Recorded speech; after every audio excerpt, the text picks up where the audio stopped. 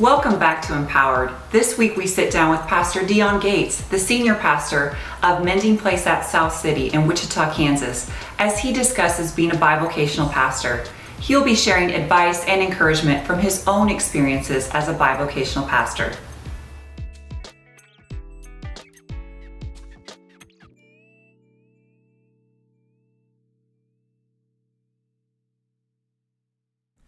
Hey everyone, thank you so much for taking time to tune in. My name is Dioane Gates. I am the City Director for Wichita here in Wichita, Kansas, World Impact. We're grateful that you took time to come and be a part of this conversation. Today we're going to be talking specifically about leading and pastoring, being bivocational in urban environments. Some of you may know this, and for those of you who don't know, I also at one point in time spent 17 years in law enforcement with the Sedgwick County Sheriff's Department. And currently, as well as being the city director for World Impact, I am a pastor. I pastor a local church here in Wichita, Kansas called Mending Place at South City. One of the challenges that may be unique to our environment and to what goes on in the urban environment is that we can't just do one thing. We can't just be one person. We just can't say that all of our attention and focus will be on this. There's so many things that calls our time and attention away from the call that God has placed on our life. And I just want to have a conversation with you about what it looks like to be bivocational, trivocational for some of us, and how you can best use all the things that God has placed on your skill set, giftings, and use it to your advantage, to His glory. Now, what does that mean? So for some of us, you may be thinking, well, I'm really trying to downsize. I'm trying to get rid of so much content and so many things that are calling me away from this or pulling me towards this or that. Well, I would suggest that one of the beauties of working in the urban environment is the fact that you have diversity. You've got a lot of things that you do and you do well. And so for our time together, I just want to discuss how you can be best outfitted to be a benefit to your community, wherever that's at. So let's start off with a couple of definitions. I think it's important. What exactly am I going to be saying when I say an urban leader and an urban environment? For me, when I say urban leader, I'm talking about those people who are bivocational, right, which we're talking about today. They may not be classically trained, which means they went to college, but they may not have went to seminary. They're going to be the type of leader who is not resourced internally, it is resourced internally. I'm sorry. They don't have anybody from anywhere supporting or giving them anything. They're just making it happen as they go. And also those people who are meeting in non-traditional spaces and non-traditional times. These are the type of leaders that I really sincerely believe that without their type of effort in the urban environments, we can't expect cities or communities to be healthy. We're kind of like the unseen, unsung heroes, the people who are doing the work that connects government and God together, those people who are bridging gaps. So I'm excited to have a conversation with those type of leaders. But what about the environment? Where exactly are these leaders and heroes and sheroes working? I would say, and I would suggest, I would define it like this, that they are leaders who are working in high poverty, high crime, low literacy, low civic engagement, the type of leaders who are working with the under-resourced, the disadvantaged, and communities that are dealing with systemic issues. And last but not least, a high population density.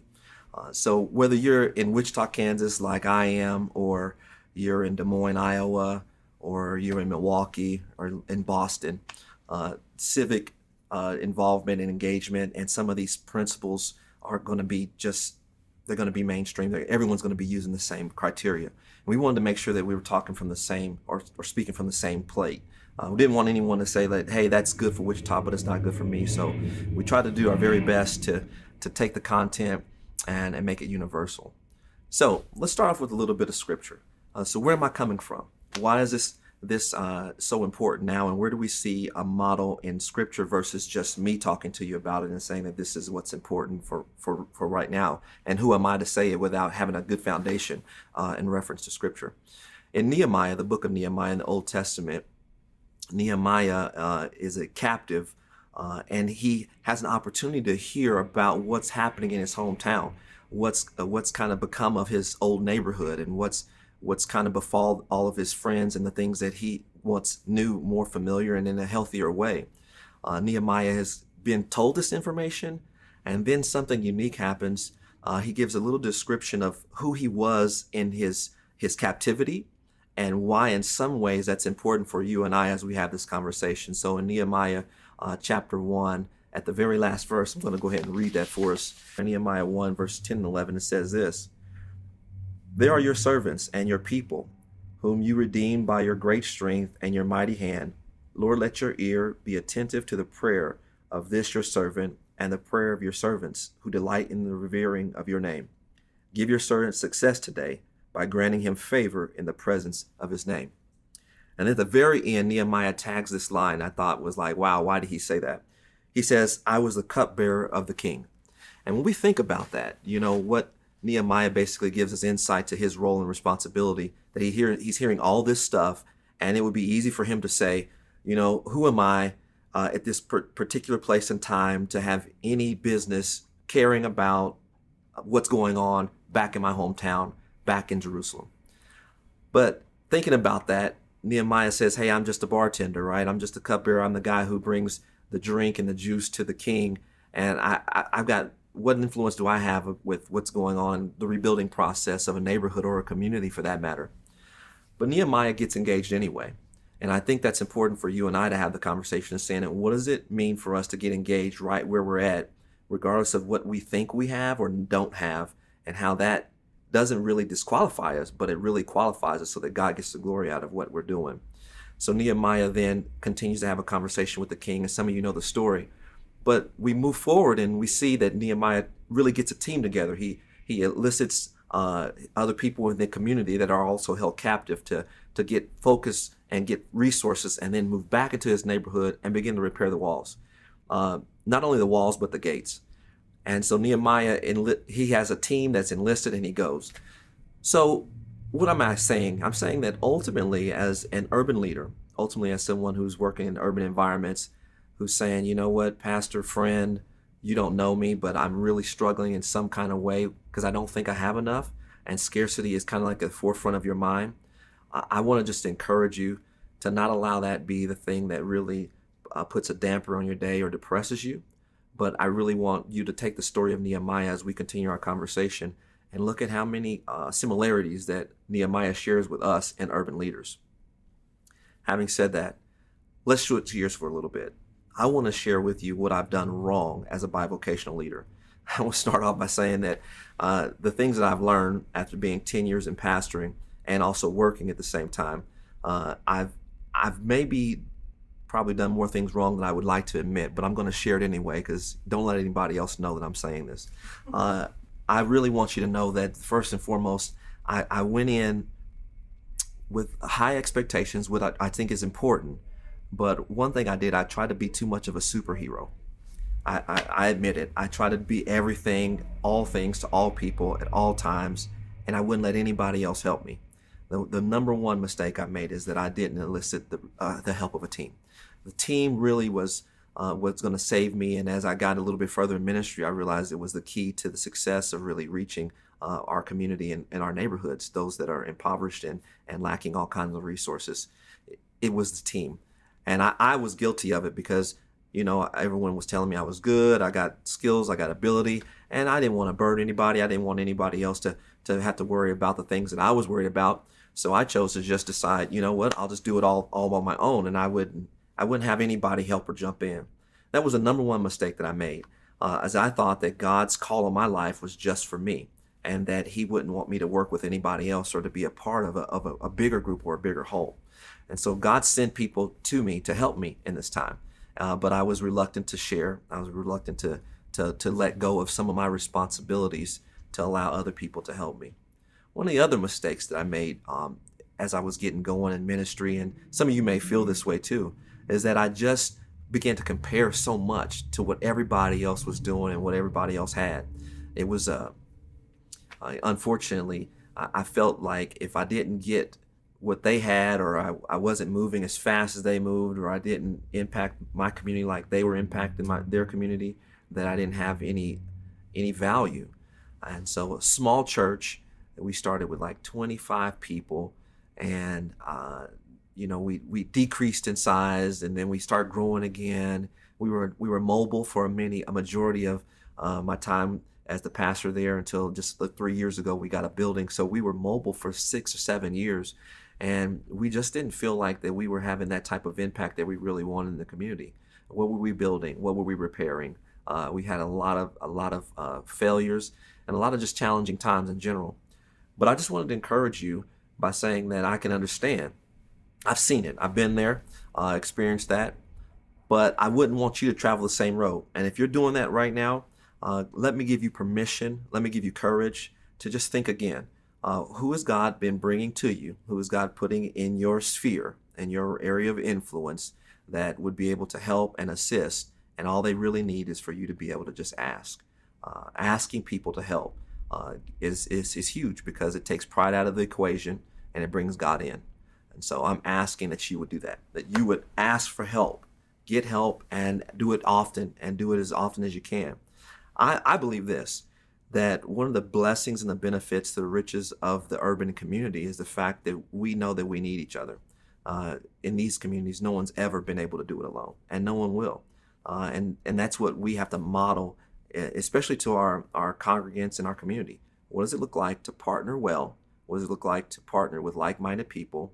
And what does it look like for us to be able to take our resources, regardless of how meager they may be, and to take that resource and multiply it because we choose to work together.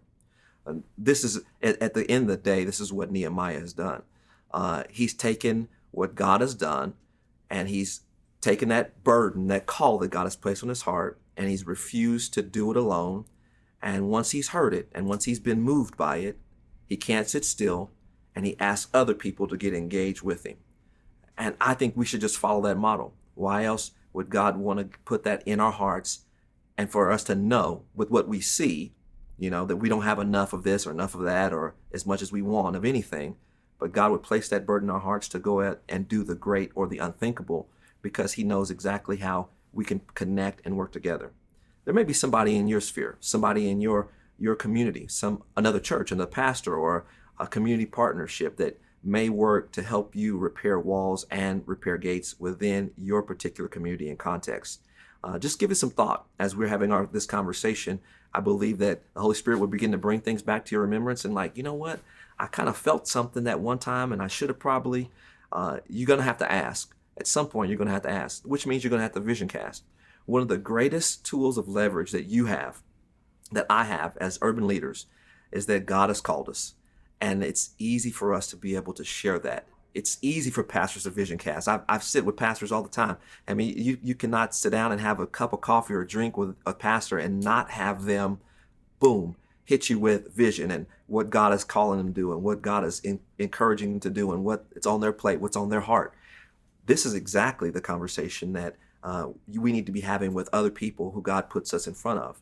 You got to have the ask. You got to tell people what you're doing and why it's important to the community and why it's important that they help or why it's important that you guys work together.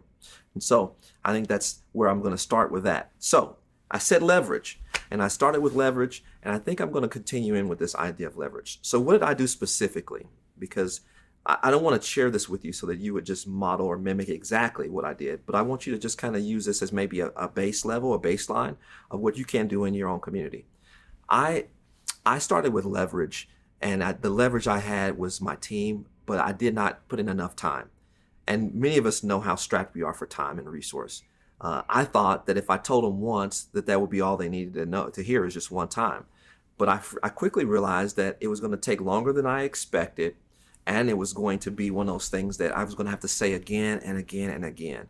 So if you're sick of hearing yourself say certain things about leadership and being effective in your bivocational role, you don't get nearly as much time as a full-time leader would with his team and staff or her team and staff.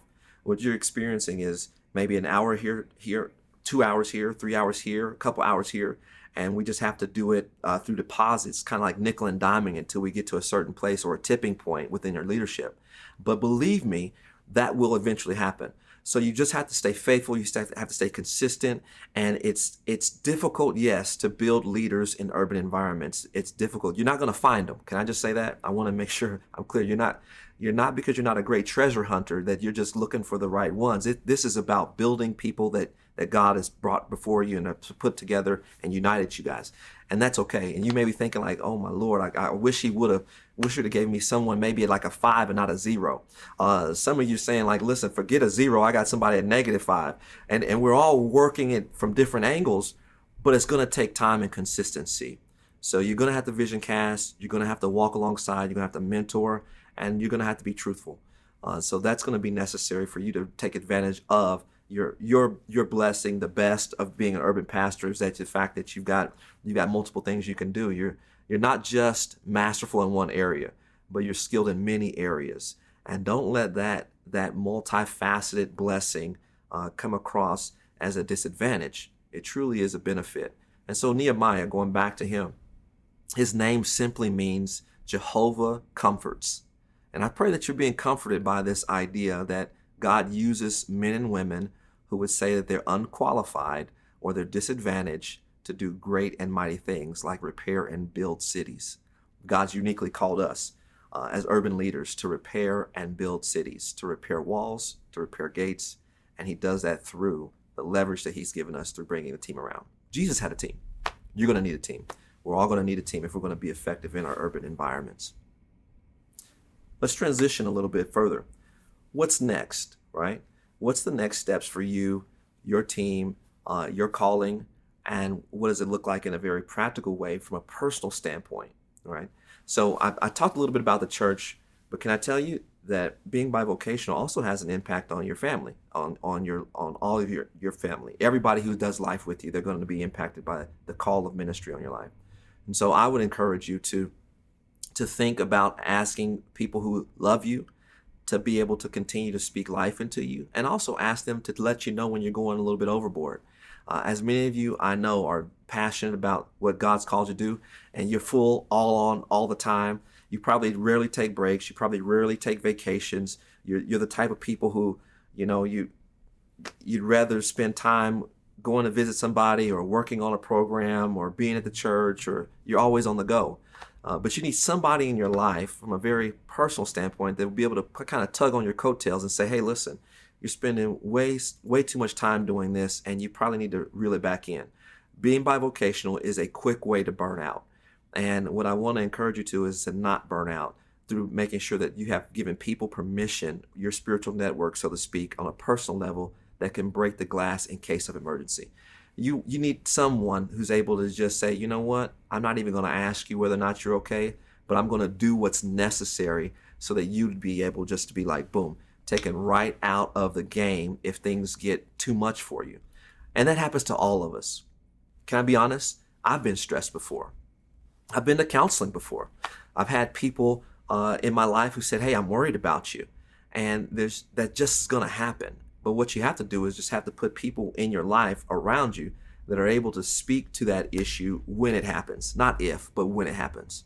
And so I think it's important. Who's in your spiritual network is a question I'm going to ask you. Who have you given permission that if things get too much secondary trauma, too much compassion fatigue, too much stress, it's built up, and now you're at your tipping point, you're at a place of acute burnout. Who's in your corner that would be able to say, hey, I think it's time? You need to make sure that those people know who they are in your life. And I would do that through a phone call, not a text, not an email. I'd call them and I'd let them know, like, hey, you're in my spiritual network. You don't need 10, but you do need 2. You do need 3. You know what? You need some people that would be able to say, I know what you're saying, but I know what I'm seeing. Someone who can tell the difference between your 0 and your 10. Someone who you trust. And someone, when you're at a place of sobriety, you would say that if I were at death's door, I would call this person because they would be there for my aid. That's the person you need to give permission to say, I'm there for you. I'm going to keep an eye out for you. And if you ever call, I'll pick up the phone. That's the type of person who needs to be in your spiritual network. And so we have to make sure that we're thinking about that on a large scale, because being bivocational and pastoring, not only are you dealing with whatever happens on your job or your vocation, but also you're dealing with what comes with the call. And those two sometimes together can be a very toxic mix because, of course, we're working for God, right? And when we say that makes it dangerous territory because we're willing to go into any length to make sure the job gets done. And sometimes it can even cost us everything. I've seen people do that. Don't want that to happen to you. So get your spiritual network and make sure that you're leveraging your team at church. On the personal level, you need to make sure that there's people who are going to say, I'm in your corner. I love you. I love what God is doing, but I don't want to see you end up dying and being chewed up because of it. Now, if it were me, I may take a moment to pause right now and put that down on paper, who that person is or who those people are, and make sure before the end of this video that you've got a plan on when you're going to contact them and when you're going to get engaged with them. So as we wrap this up, let's go back into the story of Nehemiah. Let's fast forward though and go to Nehemiah, the 4th chapter. We're going to start with verse 15. I think it's important for us to see this about the type of leader that Nehemiah enlisted to help him rebuild the walls. And I think it's true about the type of people that you are and the type of people that will work with you and the type of community that God is calling you to build. Nehemiah chapter 4, verse 15. And when our enemies heard that we were aware of their plot and that God had frustrated it, we all returned to the wall, each to our own work. From that day on, half of my men did the work, while the other half were equipped with spears, shields, bows, and armor. The officers posted themselves behind all the people of Judah who were building the wall. Those who carried the materials did their work with one hand and held a weapon in the other. And each of the builders wore his sword at the side as he worked. But the man who sounded the trumpet stayed with me. I just believe that in all the things that you're doing, God has given you people who are ambidextrous. They can work with one hand and they can also fight in another. It's important that we see that God placed this in here just for you and I, for people who are doing both those things. We're trying to build this, but at the same time we're fighting spiritual battles, and it seems like we don't have enough hands to do it all. But God has given us that gift, ability to fight and to build. And I believe that if you're going to be effective in any urban environment, you're going to have to do both. You're going to have to do both. You're going to have to make sure that in some way you're leading with integrity of heart and skillfulness of hand, but the same way you're not ashamed to maybe ball up your fists and having to do some damage to the enemy's kingdom. If all else fails, I want you just to think about this idea that Nehemiah was a bartender that God called to rebuild a wall. A bartender who had no history of engineering and wall management. he had no idea what it would take long term to do any of that. And you may be feeling the same way right now. I don't know exactly all that it entails to be this bivocational leader and to work a job and to maybe be tired and then get off work and then go to the church or go to my community and have to labor with them and do all the things that happens. But God's uniquely gifted you. He's called you to do that. And I believe that you're probably more skilled than you ever thought. I believe that there's people that you know and that we know that need to be encouraged that God has blessed you with both the use of both hands. And I want you to be encouraged today. I want you to walk out of here and after watching this video and saying, you know what is it that I've kind of downplayed? What is it that I may have looked at my suburban brothers and said, you know what, man, I wish I could only do, or I only had this one responsibility or this one thing. And really you diminish what God's really gifted you with, the ability to use both hands. And it's going to require that. Working in our urban centers, it's going to require that we use both hands. There's no way that you're going to be able to just be one-sided. That's why God's given you many, many gifts. So I pray that as we leave and we take our time away from here and you go on to the next thing God's called you to do, that you would just say, you know what? I am best suited. I'm best suited for this urban environment. And there's great gifts. There's great reasons why God would want me to build walls and gates in this community. There's great reasons for me to stay engaged. There's great reasons for me to make sure that I stay healthy. There's great reasons for me to enlist a team and get people around me that want to help and make sure that I live out the fullest, the vision and the purpose that God has called on your life. I want you to do that. And we hope that you would just be blessed by that. Make sure that you leave comments below. So as you're looking at this content, and what are some of your best practices? You know, what are some things that you do to stay healthy? What are some things that you've seen other people do? What are some areas of weakness for you that if you're willing to be vulnerable enough, just leave those comments down below and let us know what you think about this content. Thank you so much for your time. Thank you again for joining us. Remember, the conversation doesn't end here. Reach out on social media with questions or topic suggestions. That's World Impact Inc. on both Facebook and Twitter. World Impact on Instagram, and if you prefer email, that's empowered@worldimpact.org.